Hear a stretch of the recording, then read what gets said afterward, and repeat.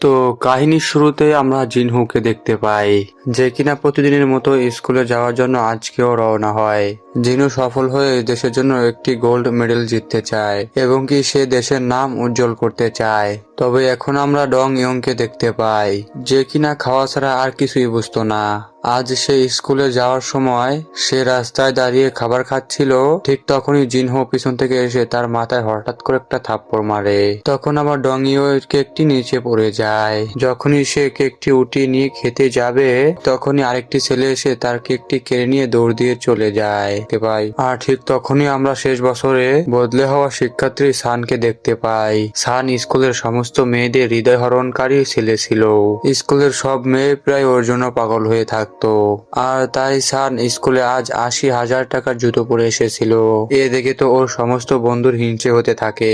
এই জন্য ওর সব বন্ধুরা ওরে জোর করে ধরে নিয়ে যায়, ওর সাদা জুতায় মাটি লাগিয়ে ময়লা করে দেয়। আর তার পরপরই আমরা এই স্কুলে আরেকটা ক্রাশ সান আকে দেখতে পাই, যে কিনা সে তখন ক্লাসে বসেছিল। আর তখন সব ছেলেরা ওকে দেখে ভাবতে থাকে, ভাই এই মেয়ে তো সুন্দর কিভাবে হতে পারে বলতো আমাকে। পুরো ক্লাস সান আয়ের সাথে একবার শুধু কথা বলার জন্য সব সময় কোনো না কোনো একটা বাহানা খুঁজতে থাকতো। তবে তার কিছুক্ষণ পর যখন ক্লাস শুরু হয়, তখন টিচার সবার হাজিরা নেওয়ার পরে সে টিচার তাদেরকে পড়ানো শুরু করে। কিন্তু এদিকে একটি বেউং নামে ছেলে ক্লাসে মনোযোগ না দিয়ে 18+ কমিক্স পড়ছিল। জিনু তো এটা দেখে ওর কাছে সেই কমিক্সটি চেয়ে। তবে বিয়ন তাকে না দিলে সে তো তার দিকে রাবার ছুঁড়ে মারে, কিন্তু সেই রাবার ব্যান্ডটি গিয়ে লাগে সানের গায়ে। তবে সান এটা দেখে ব্যাপারটা এড়িয়ে যায়, কিন্তু সে তো আবার তার দিকে রাবারটি ছুঁড়ে মারে। কিন্তু এবার বেবয়ান দিতে রাজি না হলে ও তো তখন দুধের বোতল বেবয়ানের গায়ের দিকে ছুঁড়ে মারে, কিন্তু সেই বোতলে কিছু দুধ বাকি ছিল, যেটা কিনা আবার সানের বয়ে গিয়ে পড়ে।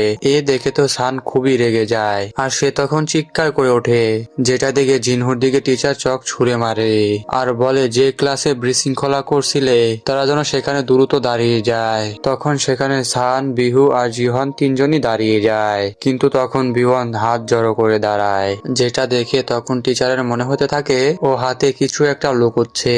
তাই তখন টিচার তাকে হাত সরাতে বলে।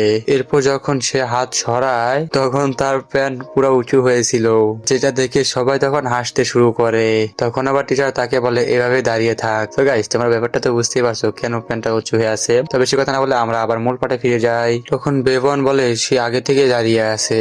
তখন আবার সে বলে, কি বদমাস ছেলে রে বাবা, এমন বদমাস ছেলে তো আমার স্কুলেও ছিল না। তবে যাই হোক, তোমাদের স্কুলে কারো যদি এরকম বদমাস থাকে তা তোমরা কমেন্টে জানিয়ে দিতে পারো। তারপর চলো আমরা নেক্সট কাহিনীতে এগোই। এরপর টিচার ওদের তিনজনকে ক্লাস থেকে বের করে দেয়। তখন আরেকটি টিচার এসে জিনহুকে কান ধরে বলে, তুমি কবে বদলাবে গাধা। তখন আবার সেই টিচার সানহাকে দেখে বলে, মা আমি তোমার থেকে এটা একদমই আশা করিনি। যাই হোক, এসব দুষ্টুমি না করে তুমি পড়াশোনায় মন দাও, আর তোমার কাছে আমার অনেক আশা রয়েছে। ঠিক এটা তাকে বলে তখন টিচার আবার বিহানকে মার দিয়ে বলে, এখন থেকে তোমরা সানের সামনে বসবে। তখন আবার টিচার সানকে বলে, তুমি এই অসভ্যকে পড়াশোনায় সাহায্য করবে। এই কথা বলে টিচার সেখান থেকে যাওয়ার আগে বেউনকে বলে, গাধার বাচ্চা তুই তাড়াতাড়ি বাথরুমে যা।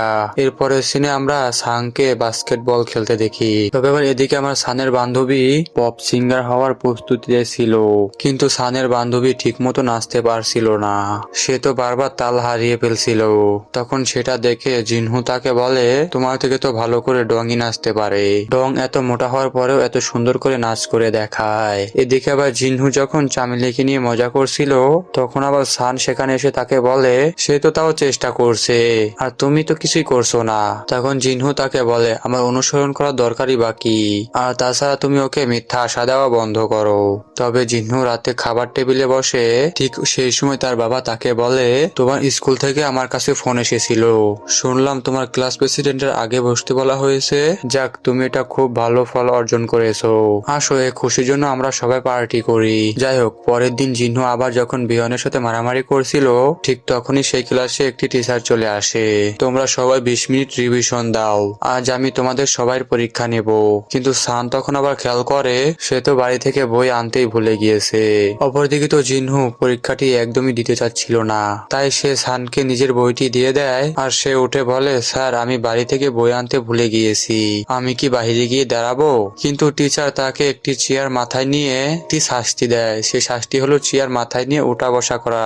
ক্লাস শেষে সান জিনহুর সাথে দেখা করার জন্য তার কাছে চলে আসে আর ওকে বই দেওয়ার জন্য ধন্যবাদ জানায়। তখন আবার জিনহু বলে, আরে পাগল, এটা কোনো ব্যাপারই না। তারপর যখন জিনহু ওখান থেকে চলে যেতে নেয় তখন আবার সান ওকে জিজ্ঞাসা করে, তুমি বড় হয়ে কি হতে চাও? তখন জিনহু বলে, আমি জানি না। কিন্তু আবার ঠিক সেই সময় সাং ওর দিকে বল ছুঁড়ে মারে, যার কারণে জিনহু তাদের বন্ধুদের সাথে খেলতে চলে যায়। তাদের খেলা শেষ হলে সাং জিনহুকে বলে, সানকে জ্বালানো একদমই বাদ দে। কিছুক্ষণ পর জিনহু যখন ক্লাসে চলে আসে তখন সান জিনহুকে তার নোটটি দেয়, এই নোটটি তুমি পড়ে নিও, আমার মনে হচ্ছে এই পরের পরীক্ষায় এখান থেকে কিছু প্রশ্ন আসবে। তখন আবার জিনহু জিজ্ঞাসা করে, তুমি আমাকে এই নোটটি কেন দিচ্ছ? বাবুরা, তোমরা কি এবার বুঝতে পারছো? যার পটার হয় সে একটা বই দিয়ে পড়ে যায়, আর আমাদের মতন পাবলিক কিছু মেয়েদের পটানোর জন্য দামি দামি গিফট দিয়ে বসে থাকে। কিন্তু জিনহু এর পরেও পটে না। তার মানে গুরু, তোমার নাম্বারটা একদমই ভুল নাম্বার ছিল। যাই হোক, এদিকে গল্পে জিনহু মনে করে সান তাকে ফেল করানোর জন্য ভুল পেপার দিচ্ছে, এজন্য সে পেপারটি নিতে কোনোভাবে রাজি হচ্ছিল না। এটা দেখে সান বলে, আমি চাই না যে তুমি পরীক্ষায় ফেল করো, এই জন্য আমি এই পেপারটি তোমাকে দিয়েছি। এরপরে সান ওর টেবিলে ওই পেপারটি রেখে সে সেখান থেকে তখন চলে যায়। এরপর রাতে জিনহু যখন বাসায় যায় তখন তো সে বাসায় এসে পড়াশোনার বদলে বক্সিং প্র্যাকটিস করতে শুরু করে। কিন্তু তখনই ভুল করে ওর হাত লেগে নোটের উপরে কিছু খাবার পড়ে যায়, যেটা দেখে তো সে তার নোটটি পরিষ্কার করতে গিয়ে খেয়াল করে আসলে ওই নোটে পরিষ্কার করে কিছু লেখা ছিল, আর ও তো সব পড়াই একা একাই বুঝতে পারছিল। যাই হোক, এর পরের দিন ক্লাসে সানের কাছ থেকে পড়াশোনার বাহানায় তার সাথে কিছুক্ষণ কথা বলতে আসে। কিন্তু সেখানে সেই সময় জিনহু এসে সাংকে বলে, যাও তুমি তোমার বেঞ্চে গিয়ে বসো, এই বেঞ্চটা হলো আমার। এটা শুনে সাং তখন তার বেঞ্চ থেকে উঠে নিজের বেঞ্চে এসে বসে। এরপরে রাতে জিনহু যখন বাসায় গিয়ে পড়তে বসে তখন তার পড়া একটুও মন বসে না, যার কারণে সে শুধুই চিৎকার করতে থাকে। তার চিৎকারের শব্দ শুনে তো তার বাবা উপরে জলদি দৌড়ে চলে আসে। তখন আবার জিনহু ওর বাবাকে জিজ্ঞাসা করে, আচ্ছা বাবা, তুমি আমাকে বলো তো, আমাদের পড়াশোনা কি আমাদের জীবন বদলাতে পারে? তখন ওর বাবা বলে, হ্যাঁ, তুমি যদি পড়াশোনা সত্যিই করতে চাও তাহলে তোমার 100% তোমাকে পড়াশোনায় মন দিতে হবে। আসলে তোমার সঙ্গে এই পড়াশোনা সারা জীবনই থাকবে। এরপর থেকে জিনহু পড়াশোনা মন দিয়ে করতে শুরু করে। এর কারণে তার আর সানের মধ্যে খুব ভালো বন্ধুত্ব হয়ে যায়, যেটা কিনা ক্লাসের অনেকে সহ্য করতে পারছিল না। এর মধ্যে সাং একজন অন্যতম ছিল। এর কিছুদিন পর ক্লাস টেস্টের যখন রেজাল্ট দেওয়া হয়, যেখানে সবাইকে অবাক করে দিয়ে জিনহু ক্লাসে টপ করে, সান তো এই কথা শুনে অনেক খুশি হয়ে যায়। যাই হোক, এর কিছুদিন পর ক্লাসের একজনের হঠাৎ করে কিছু টাকা চুরি হয়ে যায়, যার কারণে টিচার সমস্ত স্টুডেন্টকে দাঁড় করিয়ে তাদের ব্যাগ চেক করতে শুরু করে। এরপর টিচার ডংয়ের ব্যাগ থেকে শুধু খাবারই পায়। এর কারণে টিচারের মনে হয় ডংই হয়তোবা তার টাকাগুলো চুরি করেছে, আর সে সেই টাকাগুলো দিয়ে এতগুলো খাবার কিনেছে। যার কারণে টিচার তাকে জিজ্ঞাসা করে কেন সে এতগুলো টাকা চুরি করেছে, যেটা শুনে জিনু সবার সামনে বলে। তারপরে সে বলে, স্যার কত টাকা চুরি হয়েছে আমাকে বলুন, টাকাগুলো আমি সব দিয়ে দিচ্ছি। তবুও তাকে মিথ্যা দোষ দেওয়া বন্ধ করুন। তখন টিচার জিনহুকে বলে, তুমি দয়াশীল হওয়া বন্ধ করো। এই দৃশ্য দেখে তো তখন আবার সান এসে বলতে শুরু করে, এভাবে বিনা কারণে ডংকে দোষ দেওয়া উচিত হচ্ছে না। আপনার কাছে কি কোনো প্রমাণ আছে যে ডংই টাকাগুলো চুরি করেছে? এমনও তো হতে পারে সে টাকাগুলো ডং চুরি করেনি, টাকাগুলো হয়তোবা কোনো জায়গায় হারিয়ে গিয়েছে। এই কথা শুনে তো টিচার তখন সানকে শাস্তি দেয়। এই সাথে সাথে ডং, চামেলি এবং তাদের বাকি বন্ধুদেরকেও শাস্তি দিয়ে দেয়। এর পরের দিন সবাইকে পিকনিকে নিয়ে যাওয়া হয়, যেখানে কিনা তারা সবাই অনেক মজা করছিল। সেখানে আবার প্রত্যেকে আলাদা আলাদা ভাবে গেম খেলছিল, কিন্তু হঠাৎ করে একটা গেমের মাঝে সাংয়ের পায়ে ব্যথা লেগে যায়, যার কারণে সে বেওয়ানের উপর অনেক রাগ করে। যেটা দেখে বেওয়ান তাকে বুঝাতে থাকে, যেটা দেখে জিনহু আবার তাকে মারা শুরু করে। আর এতে করে তখন একটা ভয়াবহ মারামারি হয়ে যায়, যার কারণে টিচার সেখানে এসে সবাইকে থামায় এবং তাদের সবাইকে শাস্তি দেয়। এরপর যখন সবাই লাঞ্চ করতে বসে তখন আবার সাং ডংকে জিজ্ঞাসা করে, তুমি কি আজকে লাঞ্চের পর ফিরে আসো? অ্যাকচুয়ালি তোমাকে আমার কিছু জিজ্ঞাসা করার আছে। তখন ডং বলে, হ্যাঁ হ্যাঁ অবশ্যই।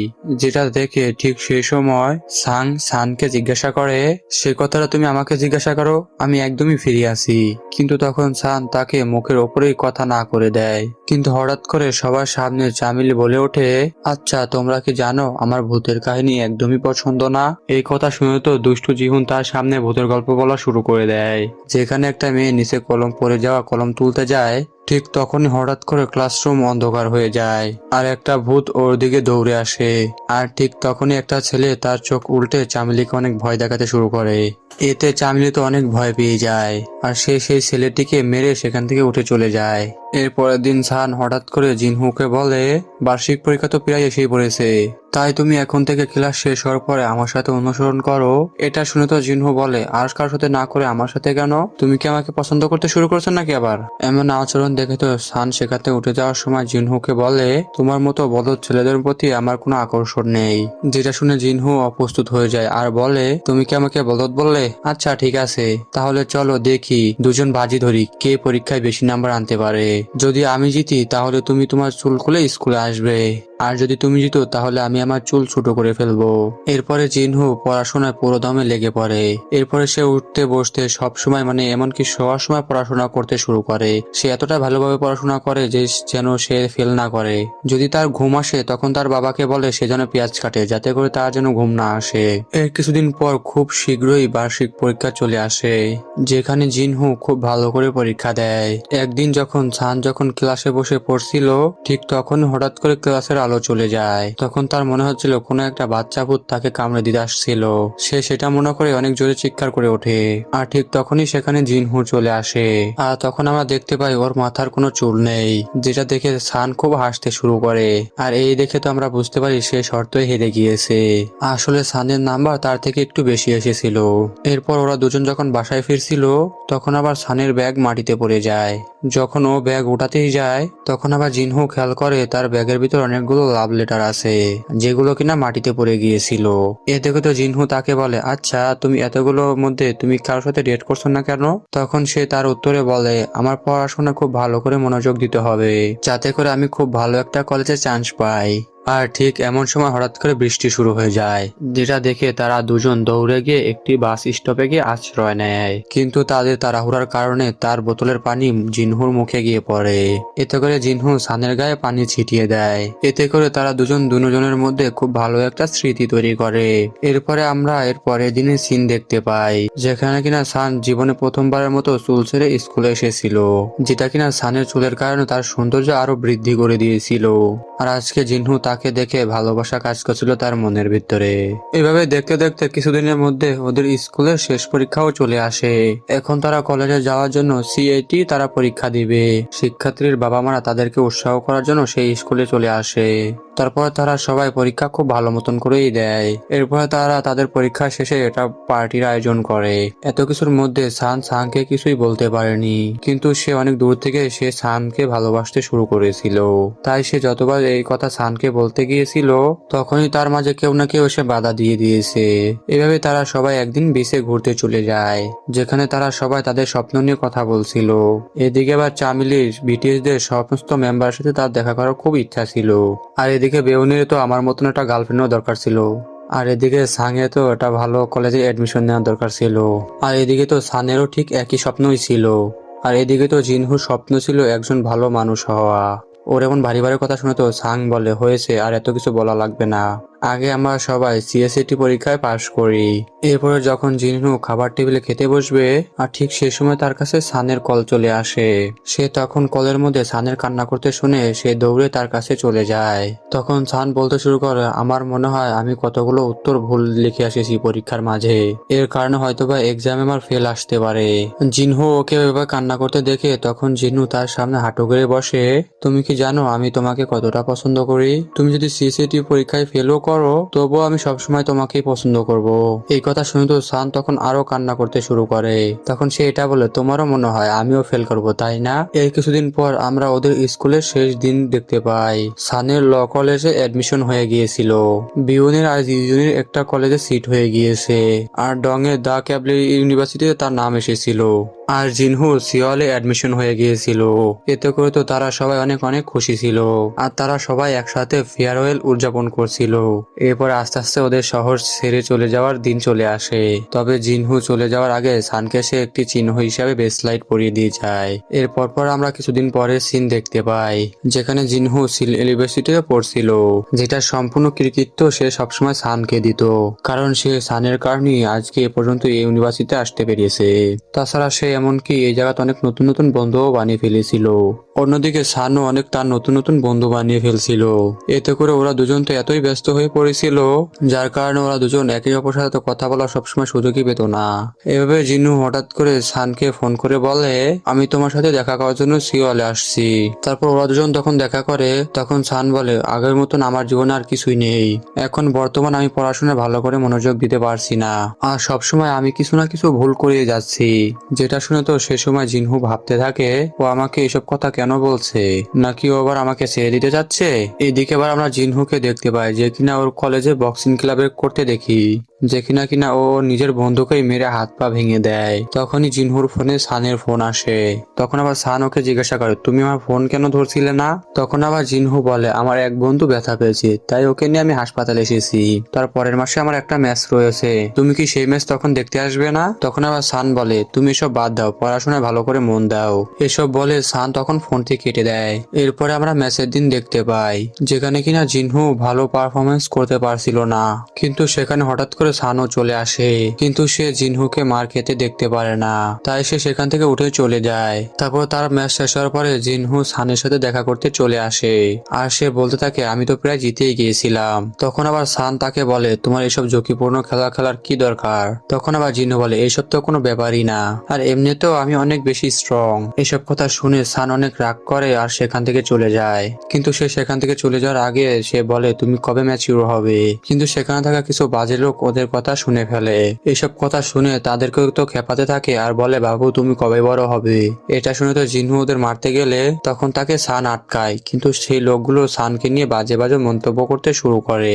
এই কথা শুনে তো জিনহু তার রাগ কন্ট্রোল না করতে পেরে ওদের সাথে মারামারি করতে চলে যায়। তবে মারামারি এখানে তো চলছিলই, তবে সান ওকে এইভাবে মার্কেটে দেখতে পারছিল না, যার কারণে সে ওখান থেকে বাস স্টপে চলে যায়। এর কিছুক্ষণ পর জিনহু সেই বাস স্টপে চলে আসে, আর সে সানকে বলে, কোনো চিন্তা করো না, আমার একদমই ব্যথা লাগেনি। আসলে মার্শাল আর্ট আমাকে একটু শক্তিশালী করে দিয়েছে, তাই আমার কোনো ব্যথা লাগেনি।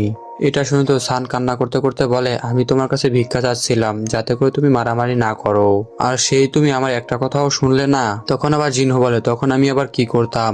আসলে যে ওরা তোমাকে নিয়ে বাজে বাজে কথা বলছিল। তখন আবার সান বলে, তুমি কি পাগল? তুমি কবে বড় হবে? আসলে তোমার মধ্যে তো এখনো একটু ম্যাচুরিটি আসেনি। যেটা শুনে জিনহু রেগে গিয়ে বলে, আমি পাগল না, তুমি পাগল। তুমি কি বোঝো না আমি যে তোমার জন্য এত কিছু করেছি? আসলে আমি সেই মানুষ যে সম্পর্কটা কিনা এখন আগাচ্ছি, কিন্তু আমি তো তোমার কাছে এমন কিছুই পাচ্ছি না। এই কথা শুনে তো সান বলে, আচ্ছা ঠিক আছে, যেহেতু তুমি আমার কাছ থেকে কিছুই পাচ্ছ না, তাহলে তুমি আমার কাছে এখানে সবকিছু শেষ করে দাও। যেটা শুনে জিনু সেখান থেকে রেগে চলে যেতে শুরু করে, আর সে চিৎকার করে বলতে শুরু করে, তুমি আমাকে কখনোই বুঝতে পারবে না। আর এই খবরটা তৎক্ষণাৎ তাদের বন্ধুদের কাছে চলে যায়, আর তখনই তারা সবাই সানের সাথে দেখা করতে আসে। কিন্তু জিনহুর সাথে দেখা করতে শুধু পেয়েই নিয়ে আসে। আসলে মেয়েদের কষ্টে সবাই আসে, কিন্তু ছেলেদের কষ্ট কেউই বা বোঝে না।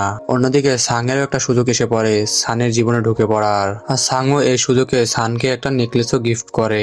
অন্যদিকে বেওয়ান আর জিনু রেস্টুরেন্টে অন্য কিছু লোকদের সাথে আবারও মারামারি করে, যার কারণে পুরো রেস্টুরেন্ট লন্ডভন্ড হয়ে নষ্ট হয়ে যায়। এরপরে আমাদের কিছুদিন পরে সিন দেখানো হয় যেখানে কিনা জিনহু আর্মিতে যোগ দেয়, যেটা কিনা ওদের দেশে প্রত্যেক ছেলেদের 2 বছরের জন্য করতে হয়। এর মাঝে সাং সানকে নিয়ে ডেট করছিল। তখন আবার সান তাকে জিজ্ঞাসা করে, আসলে তোমার কোন প্রফেশন পছন্দ? তখন আবার সাং বলে, আমার উকিল পছন্দ। এটা দেখে বুঝতে পারে সান আর সাং এর মধ্যে কোনো মিল নেই।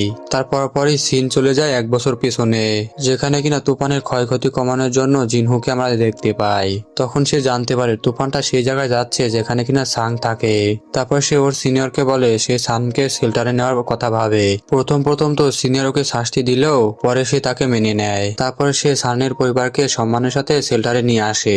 তারপর জিনহু সিনিয়রের ফোন থেকে সানকে ফোন দিয়ে জিজ্ঞাসা করে, তখন সে বলে, তুমি কি একদম ঠিক আছো? তখন আবার সান বলে তোমাকে শুক্রিয়া আমাদেরকে এখানে নিয়ে আসার জন্য।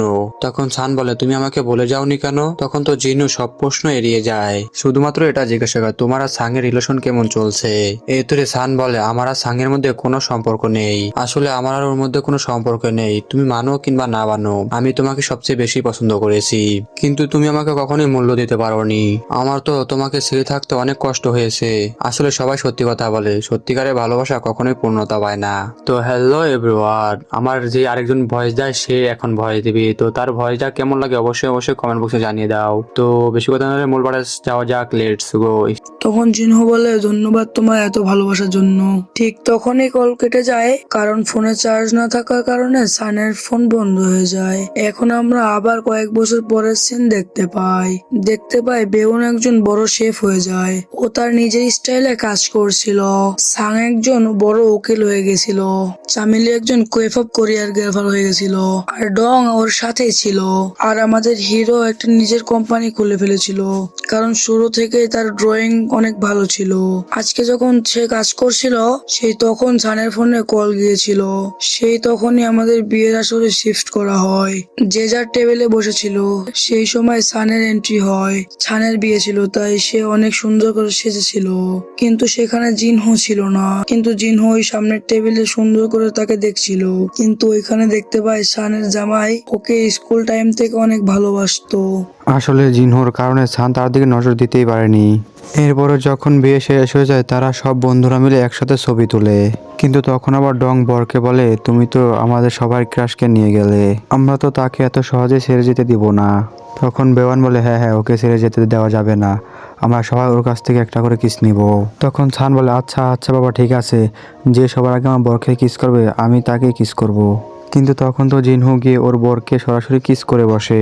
এটা দেখে তো সবাই অবাক হয়ে যায়, আর সান তো বুঝতে পারে জিনহো তাকে এখনো পর্যন্ত ভালোবাসে। কিন্তু শেষ দৃশ্যে সান আর জিনহুন একসাথে দুজনকে কিস করে, তবে এটা কোনো খারাপ উদ্দেশ্যে ছিল না। আর এরই মধ্যে দিয়ে আজকের ড্রামাটি এই পর্যন্তই শেষ হয়ে যায়। যদি ভালো লেগে থাকে লাইক অ্যান্ড সাবস্ক্রাইব করে দাও। তো সবাই ভালো থাকবে, সুস্থ থাকবে, বাই বাই, টাটা।